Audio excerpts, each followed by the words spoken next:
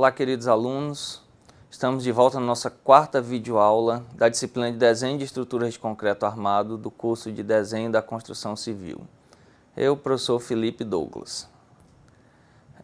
Na nossa quarta videoaula, iremos tratar dos assuntos de armação de vigas, armação de escada, armação de reservatórios e organização dos desenhos em pranchas. Iniciando pela armação de vigas.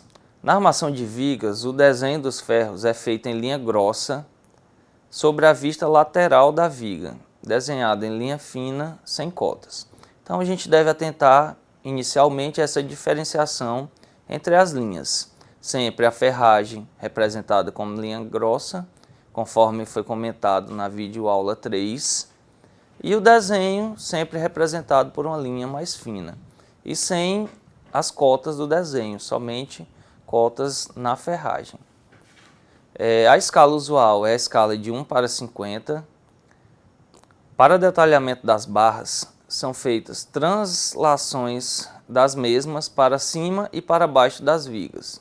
Os estribos podem ser detalhados ao lado da viga, então a gente deve diferenciar a representação das barras da representação dos estribos. Lembrando que sempre ser bem detalhista em todas as dimensões, tanto nas barras como nos estribos. É comum encontrar em vigas antigas barras inferiores, dobradas a 45 graus, com a horizontal, próximos aos apoios, onde o momento fletor se anula ou se reduz em valor, para combater os maiores esforços cortantes que surgem. Outra forma é diminuir o espaçamento entre os estribos próximos aos apoios neste caso. Então, uma estratégia utilizada para poder vencer esses esforços nessa região onde a estrutura é mais cobrada, que pode ser ou essa dobra da ferragem ou a utilização de mais estribos para garantir uma maior segurança entre a ferragem. Duas barras inferiores permanecem retas, unindo os apoios, que é justamente para fazer a amarração entre uma ferragem e outra. Quando a viga tem mais do que dois apoios, ou seja, são vigas contínuas, surgem momentos fletores negativos. Para isso, iremos utilizar uma armação negativa para vencer esse esforço. As barras superiores da distribuição e fixação dos estribos trabalham a compressão e não levam ganchos. Armação de escadas. O desenho dos ferros é feito em linha grossa sobre a vista lateral da escada, desenhado em linha fina sem cotas. Então, assim como a gente já viu aqui na armação das vigas, nas escadas também a gente deve representar a ferragem por essa linha mais grossa, um pouco mais espessa, enquanto a estrutura da escada em si é representada com linha fina. A escala usual é a escala de 1:50 e para o detalhamento das barras são feitas translações das mesmas para cima e para baixo da escada. Ou seja, eu só vou representar acima da estrutura da escada ou abaixo da estrutura da escada. O mesmo procedimento é adotado para o caso de rampas, pois tanto a escada quanto as rampas são lajes inclinadas.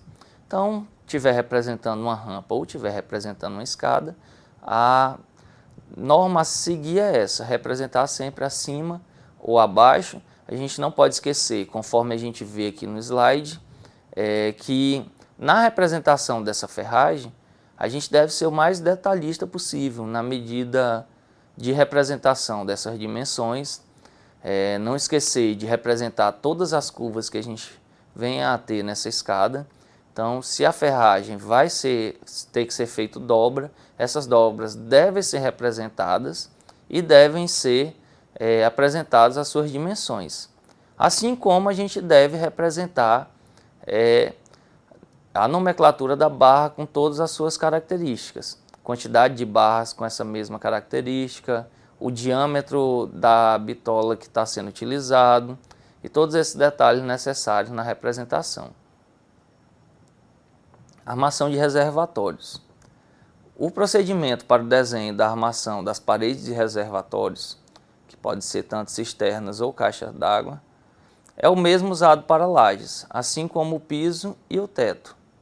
Para o caso de reservatório enterrado, deve-se usar armadura dupla nas paredes e no piso, para combater o momento fletor causado pela pressão da água quando o reservatório estiver cheio e pelo empuxo da terra quando a cisterna estiver vazia.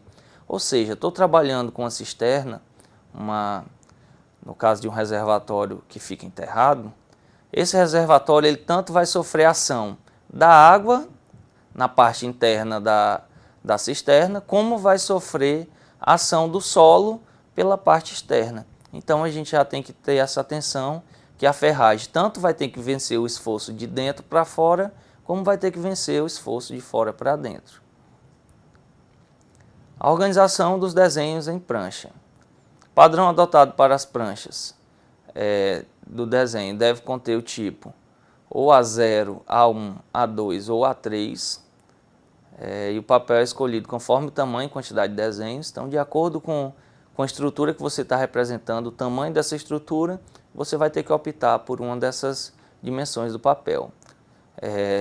Deve ser feito 2 jogos de plantas, um de formas e outro de armações, com seus respectivos desenhos. No canteiro de obra, o jogo de planta de formas é entregue ao setor de carpintaria e o de armação ao setor de serralharia. Então, tenho a minha estrutura toda projetada, preparei as pranchas, vou levar para o canteiro de obra, vou passar cada um dos jogos de planta para o setor responsável. Quem vai montar as formas, carpintaria, vai receber o seu projeto de formas. O pessoal da serralharia que vai montar a ferragem, vai fazer as dobras, vai montar toda essa ferragem, vai receber o projeto das armações. E aí a gente só tem um exemplo aí de algumas pranchas que a gente deve atentar, nunca misturar no mesmo papel, ou seja, na mesma prancha, pilares, vigas, lajes que são de pavimentos diferentes, estruturas diferentes. Assim como a representação das ferragens.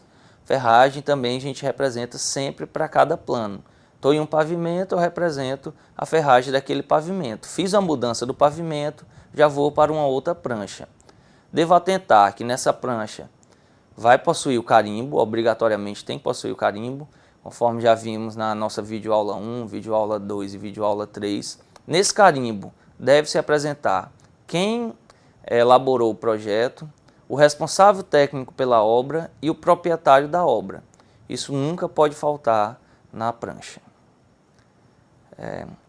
Material utilizado para elaborarmos essa nossa videoaula 4 foi o livro de Roberto Machado Correia, Desenho de Estrutura de Concreto Armado, assim como as normas NBR 6118 e NBR 6171.